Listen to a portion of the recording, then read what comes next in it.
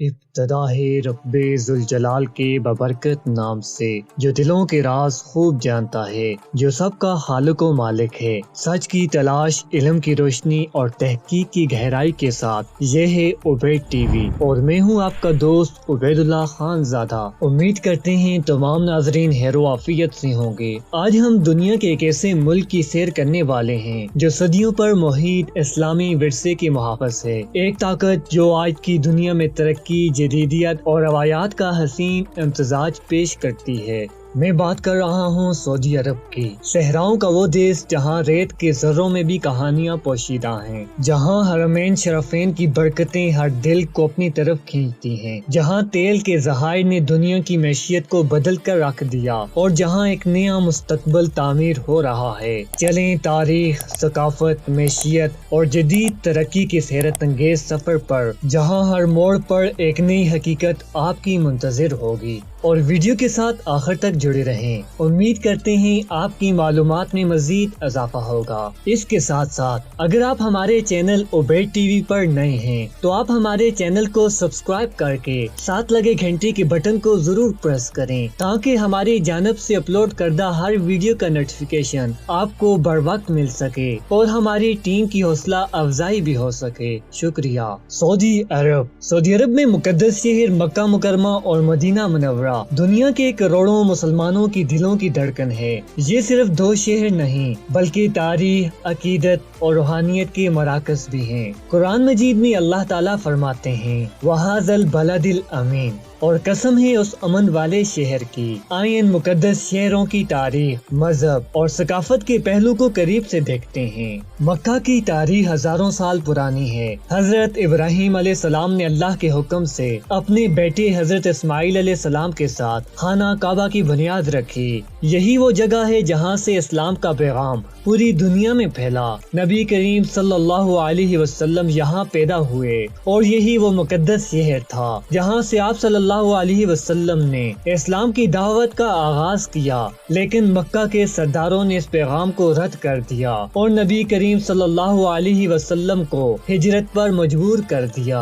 مکہ مکرمہ مسلمانوں کے لیے سب سے مقدس جگہ ہے۔ یہاں خانہ کعبہ ہے جس کا طواف حج اور عمرے کا لازمی رکن ہے۔ حجر اسود وہ مقدس پتھر ہے جو جنت سے آیا۔ مقام ابراہیم جہاں حضرت ابراہیم علیہ السلام نے کھڑے ہو کر کعبہ تعمیر کیا، اور زمزم وہ معجزاتی پانی ہے جو حضرت اسماعیل علیہ السلام کی پیاس بجھانے کے لیے جاری ہوا تھا، آج بھی لاکھوں زائرین کے لیے برکت کا ذریعہ ہے۔ مکہ کا ثقافتی منظرنامہ قدیم اور جدید روایات کا حسین امتزاج ہے۔ حج اور عمرے کے دوران دنیا بھر سے لاکھوں زائرین یہاں آتے ہیں اور ہر قوم کے لوگ ایک جگہ اکٹھے ہو کر وحدت کا عملی مظاہرہ کرتے ہیں۔ سعودی حکومت نے زائرین کے لیے جدید ترین سہولیات فراہم کی ہیں۔ دنیا کی سب سے بڑی توسیعات میں شامل مسجد الحرام کی نئی عمارتیں، ٹرانسپورٹ سسٹم اور سمارٹ ٹیکنالوجیز عبادت کو مزید آسان بناتی ہیں۔ مدینہ منورہ وہ مقدس شہر ہے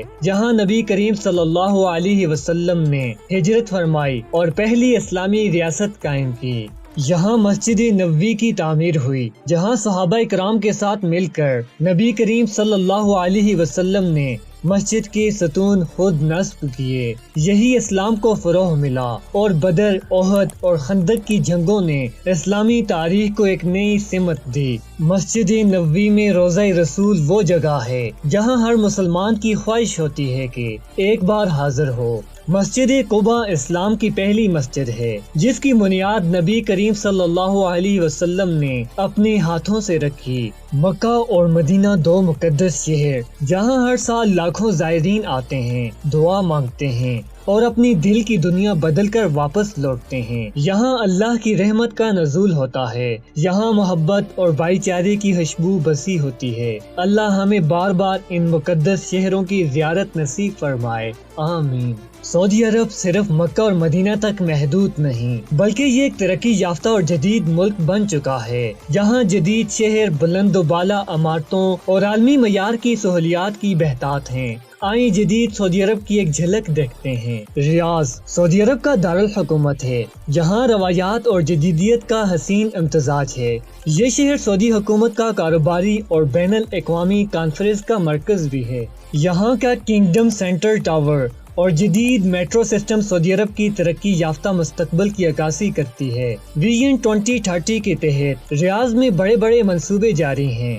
جدہ ساحلی شہر اور سعودی عرب کا گیٹ وے ہے۔ جدہ بحر احمر کے کنارے واقع ہے، تاریخی اور جدید شہر جسے سعودی عرب کا گیٹ وے کہا جاتا ہے۔ یہ حج اور عمرے کے زائرین کا مرکزی پڑاؤ بھی ہے۔ یہاں کا کارنش کنگ فہد فاؤنڈیشن اور قدیم البلد علاقہ اس کی منفرد پہچان ہے۔ جدید ترقی کے ساتھ دنیا کی سب سے بلند و بالا عمارت جدہ ٹاور کی تعمیر بھی جاری ہے، جو مستقبل میں دنیا کا سب سے اونچا اسکائی اسکیپر بن جائے گا۔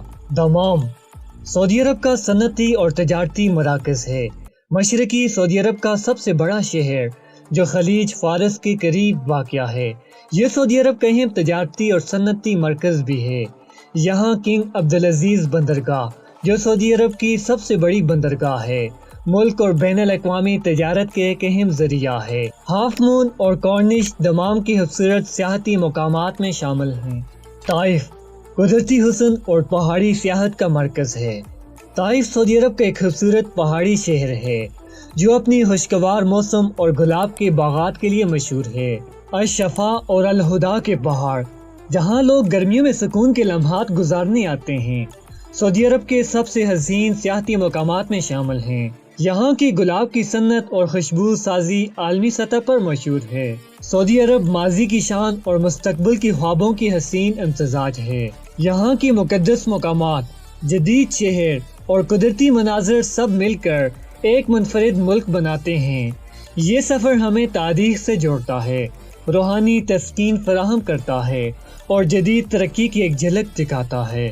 اگر سعودی عرب میں موجود نسلی گروہ کی بات کی جائے تو سعودی عرب کی آبادی کا بڑا حصہ عرب نسل پر مشتمل ہے۔ سعودی عرب کی سرکاری اور قومی زبان عربی ہے۔ سعودی عرب میں تعلیم پر خصوصی توجہ دی جاتی ہے اور حکومت نے تعلیمی نظام کی بہتری کے لیے بڑے پیمانے پر سرمایہ کاری کی ہے۔ اگر آبادی کی بات کریں تو سعودی عرب کی آبادی تقریباً 35 ملین 3.5 کروڑ افراد پر مشتمل ہے۔ سعودی عرب نے 23 ستمبر 1932 کو سلطنت نجد و حجاز کے اتحاد کے بعد اپنی آزادی کا اعلان کیا۔ ملک کی کرنسی سعودی ریال ہے۔ ایک سعودی ریال تقریباً 74 پاکستانی روپے اور 20 انڈین روپے کے برابر ہے۔ سعودی عرب کا قومی جانور اونٹ ہے جو ملک کی ثقافت اور تاریخ میں اہم مقام رکھتا ہے۔ رمضان المبارک میں سعودی عرب کی سرگرمیاں۔ رمضان المبارک میں سعودی عرب بھر میں خصوصی مذہبی اور سماجی سرگرمیاں دیکھنے کو ملتی ہیں۔ مکہ مکرمہ میں مسجد الحرام اور مدینہ منورہ میں مسجد نبوی میں لاکھوں زائرین عمرہ ادا کرتے ہیں۔ نماز تراویح اور تہجد میں لاکھوں مسلمان شرکت کرتے ہیں اور خصوصی دعا کی جاتی ہے۔ مسجد، بازاروں اور گلیوں میں بڑے پیمانے پر اجتماعی افطاری کا اہتمام ہوتا ہے۔ مسجد الحرام اور مسجد نبوی میں لاکھوں روزے داروں کے لیے افطاری کا اہتمام کیا جاتا ہے۔ مختلف تنظیموں اور مہیر حضرات عوامی افطاری کے لیے دسترخوان لگاتے ہیں۔ رمضان المبارک میں سعودی عرب کے بازار رات دیر تک کھلے رہتے ہیں۔ کھجوروں، روایتی مشروبات اور خاص رمضان پکوان کی مانگ بڑھ جاتی ہے۔ عید کی تیاریوں کے لیے لوگ کپڑوں، جوتوں اور دیگر اشیاء کی خریداری کرتے ہیں۔ رمضان کے آخری دنوں میں لوگ عید کی تیاریوں میں مصروف ہو جاتے ہیں۔ گفٹ شاپنگ، کپڑوں کی دکانوں اور حلوائی کی رونق بڑھ جاتی ہے۔ رمضان المبارک میں سعودی عرب کا روحانی ماحول دیکھنے سے تعلق رکھتا ہے۔ خاص طور پر مکہ اور مدینہ میں ایک منفرد نورانی کیفیت ہوتی ہے۔ ملک کا بین الاقوامی کالنگ کوڈ 966 ہے اور انٹرنیٹ ڈومین SA ہے۔ تو دوستو، یہ تھی آج کی معلوماتی ویڈیو۔ امید کرتے ہیں آپ کو ہماری ویڈیو پسند آئی ہوگی۔ ویڈیو کو لائک کرنے کے ساتھ ساتھ کامنٹ باکس میں اپنی رائے کا اظہار ضرور کیجیے گا۔